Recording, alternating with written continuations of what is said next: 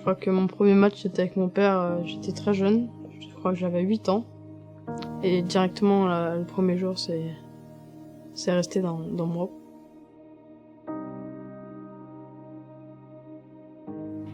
J'étais au fond de mon lit, dans l'obscurité. Mes parents n'aimaient pas le foot. Et j'ai vécu les matchs mythiques à la radio. Mon père d'ailleurs m'a confisqué mon transistor. C'était pas grave, on avait gagné. À l'époque, je devais avoir 14 balais. Pour aller à Saint-Étienne, on a réussi à monter dans un bus de supporters. Je suis rentré dans le stade, Cop Nord, je me souviens. Et l'entrée des joueurs, ça c'est un souvenir. L'entrée des joueurs, je crois que ça craque à un moment donné. Il y a des fumigènes, il y a la musique. Et là, t'as tout le Cop qui se met à chanter. J'avais jamais vu ça. J'arrivais plus à m'exprimer, j'arrivais plus à rien faire, j'avais les larmes aux yeux, j'étais où? Ça chante du début à la fin, quel que soit le résultat, ça chante, ça remercie les joueurs quand ils se battent. Moi je suis arrivée dans le Chaudron, j'ai fait ouais, enfin c'était énorme quoi de voir. Puis j'ai remis tous les chants et je disais mais j'ai envie de pleurer tellement c'était trop. Quand on est dans le Chaudron, on n'a pas l'impression que c'est le 12e homme, c'est le 14e, 15e. Quoi. C'est vraiment une résonance énorme pour une ambiance unique. Il n'y a plus rien qui a d'importance, que ce soit le milieu social ou...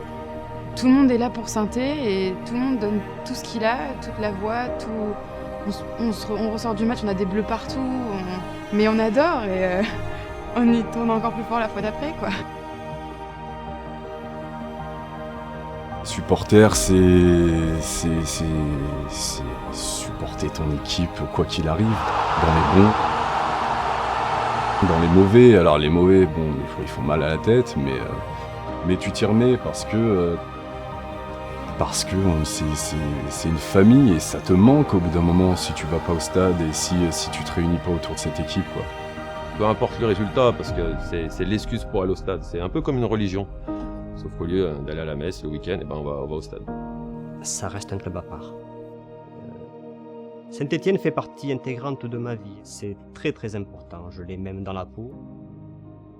Évidemment que Saint-Étienne est spécial pour ça parce que je me considère comme stéphanois avant tout, quoi. Alors que j'ai jamais vécu à Saint-Étienne. Donc si ça c'est pas quelque chose de spécial.